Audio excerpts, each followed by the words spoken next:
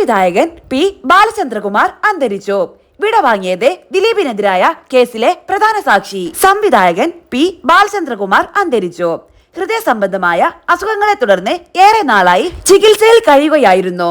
നടി ആക്രമിക്കപ്പെട്ട കേസിൽ ദിലീപിനെതിരെ ബാലചന്ദ്രകുമാർ നടത്തിയ വെളിപ്പെടുത്തലുകൾ കേസിൽ വലിയ വഴിത്തിരിവായിരുന്നു സൃഷ്ടിച്ചത്. തുടരന്വേഷണത്തിലേക്ക് കടന്നതും അദ്ദേഹത്തിന്റെ വെളിപ്പെടുത്തലിന്റെ പശ്ചാത്തലത്തിലായിരുന്നു. ബാലചന്ദ്രകുമാറിന്റെ വെളിപ്പെടുത്തലിന് പിന്നാലെയാണ് വധഗൂഢാലോചന, തെളിവ് നശിപ്പിക്കൽ അടക്കമുള്ള കുറ്റങ്ങൾ കേസിൽ ദിലീപിനെതിരെ ചുമത്തിയത്. കേസ് അന്വേഷിച്ച ഉദ്യോഗസ്ഥരെ അപായപ്പെടുത്താനുള്ള ഗൂഢാലോചന നടന്നെന്ന അദ്ദേഹത്തിന്റെ വെളിപ്പെടുത്തലും വലിയ ചർച്ചയായിരുന്നു. ആസിഫ് അലിയെ നായകനാക്കി 2013 കൗബോയ് എന്ന ചിത്രം സംവിധാനം ചെയ്ത ബാലചന്ദ്രകുമാറിനെ ദിലീപിനെ നായകനാക്കി പിക് പോക്കറ്റ് എന്നൊരു ചിത്രം പ്രഖ്യാപിച്ചെങ്കിലും പ്രസക്തി നടന്നില്ല.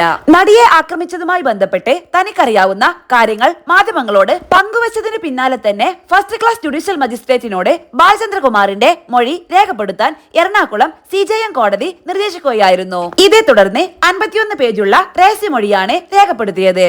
6.5 മണിക്കൂർ നീണ്ടുനിന്ന മൊഴി രേഖപ്പെടുത്തലിൽ ദിലീപിനെ പരിചയപ്പെട്ടതു മുതലുള്ള കാര്യങ്ങളും തനിക്ക് അറിയാമായിരുന്ന വിവരങ്ങൾ വെളിപ്പെടുത്താൻ വൈകിയതിന്റെ കാരണവും കോടതിയെ അറിയിച്ചതായും മൊഴി രേഖപ്പെടുത്തിയ ശേഷം അദ്ദേഹം പറഞ്ഞിരുന്നു. നടിയെ ആക്രമിച്ച കേസിൽ ദിലീപിനെതിരെ ബാലചന്ദ്രകുമാർ നടത്തിയ വെളിപ്പെടുത്തലുകൾ പിന്നീട് മാറ്റിപ്പറയുന്ന സാഹചര്യം ഒഴിവാക്കാനായിരുന്നു ഇങ്ങനെ ചെയ്തത്. എന്നാൽ മരണം വരെ തന്റെ നിലപാടിൽ ഉറച്ചുനിന്നു അദ്ദേഹം. ദിലീപിനെതിരെ ഗുരുതരമായ ആരോപണങ്ങളായിരുന്നു അന്വേഷണ സംഘത്തിന് മുന്നിൽ ബാലചന്ദ്രകുമാർ ഉന്നയിച്ചത്. ബാലചന്ദ്രകുമാറിനെ 3 തവണ ദിലീപിന്റെ വീട്ടിൽ വെച്ചും ഹോട്ടലിൽ വെച്ചും കണ്ടിട്ടുണ്ടെന്ന് കേസിലെ 1-ാം പ്രതി പൾസർ സുനിയുടെ വെളിപ്പെടുത്തലും ഇതിനിടെ പുറത്തു വന്നിരുന്നു. ദിലീപും പൾസർ സുനിയും തമ്മിൽ അടുത്ത ബന്ധമുണ്ടെന്നും നടിയെ ആക്രമിച്ച ദൃശ്യങ്ങൾ ഒരു VIP വഴി ദിലീപിന്റെ കയ്യിലെത്തിയെന്നുമായിരുന്നു ബാലചന്ദ്രകുമാറിന്റെ പ്രധാന ആരോപണം. അന്വേഷണ ഉദ്യോഗസ്ഥരെ അപായപ്പെടുത്താൻ ദിലീപ് സംഘവും ഗൂഢാലോചന നടത്തിയെന്നും ഇതിന് താൻ ദൃക്സാക്ഷിയാണെന്നും അദ്ദേഹം അവകാശപ്പെട്ടിരുന്നു.